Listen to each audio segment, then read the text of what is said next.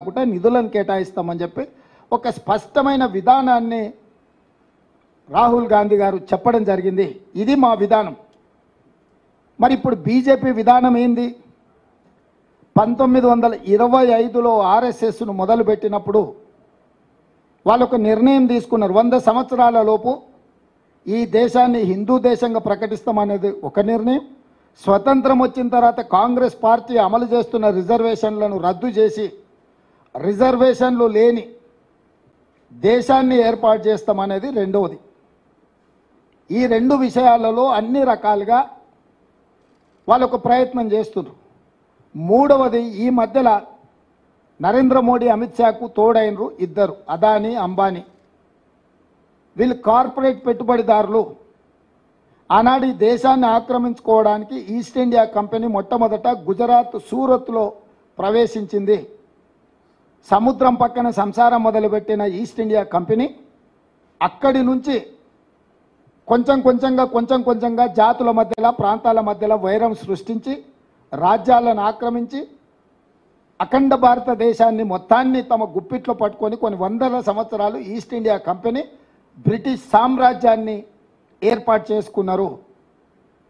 ఇవాళ అదే సూరత్ నుంచి బయలుదేరిన అదానీ ఈనాటి ప్రధానితో కలిసి రిజర్వేషన్లను రద్దు చేసే కుట్రకి ఆర్ఎస్ఎస్ 1925 మొదలుపెట్టినప్పుడు 100 సంవత్సరాలు ఏదైతే టార్గెట్ పెట్టుకున్నారో 2025కు 100 సంవత్సరాలు పూర్తి కాబోతుంది. 2025 లోపల రాజ్యాంగాన్ని సమూలంగా మార్చి ఆర్ఎస్ఎస్ భావజాలంతో రాజ్యాంగాన్ని సవరించాలన్న ఆలోచనతోటి ఈరోజు అమిత్ షా, నరేంద్ర మోడీ గారు దేశ సార్వభౌమాధికారం మీద దాడి చేస్తున్నారు. రాజ్యాంగాన్ని సమూలంగా మార్చాలని కంకణం కట్టుకొని రాజ్యాంగాన్ని మార్చాలి అంటే 2/3 మెజారిటీ కావాలి.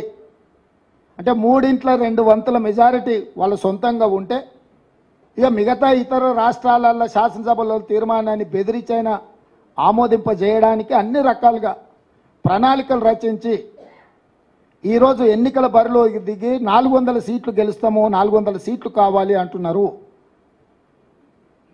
ఇస్ బార్ 400 పార్ అనేది ఎందుకు అని అంటే రాజ్యాంగాన్ని పూర్తిగా సమూలంగా మార్చివేసి రిజర్వేషన్లను రద్దు చేసి ఈ భారతదేశాన్ని రిజర్వేషన్ రహిత దేశంగా మార్చాలన్న ఆలోచనతోటి ఈరోజు వాళ్ళు మన మీద దాడి చేస్తున్నారు. నరేంద్ర మోడీ, అమిత్ షా ఈ దేశ మూలవాసులైన దళితులు, గిరిజనులు, బీసీ, ఓబీసీల మీద సర్జికల్ స్ట్రైక్ చేస్తున్నారు. ఈ సర్జికల్ స్ట్రైక్కి ఈ ఎన్నికలను క్షేత్రంగా వాళ్ళు ఈరోజు నిర్ణయం తీసుకున్నారు. దేశం అత్యంత ప్రమాదం వైపు వేగంగా ప్రయాణం చేస్తుంది.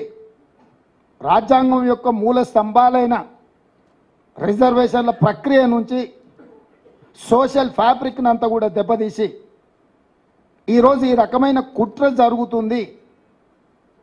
ఈ కుట్రను తిప్పికొట్టడానికి మేము ప్రయత్నం చేస్తుంటే రాహుల్ గాంధీ గారి మీద అమిత్ షా, నరేంద్ర మోడీ గారు అసలు ఏ రకమైన దాడులు చేస్తున్నారంటే కాంగ్రెస్ పార్టీ అధికారంలోకి వస్తే హిందువుల ఆడబిడ్డల మెడలో ఉన్న తాలి పుస్తలు కూడా గుంజుకుంటారు, మీ ఆస్తులను గుంజుకొని ఇతరులకు పంచిపెడతారు, మీకు 2 ఇళ్ళు ఉంటే ఒక ఇల్లు గుంజుకుంటారు. ఇట్లాంటి విచక్షణారహితమైన ఆరోపణలు చేయడమే కాకుండా బాధ్యతారహితంగా ఒక ప్రధానమంత్రి, కేంద్ర హోంశాఖ మంత్రిగా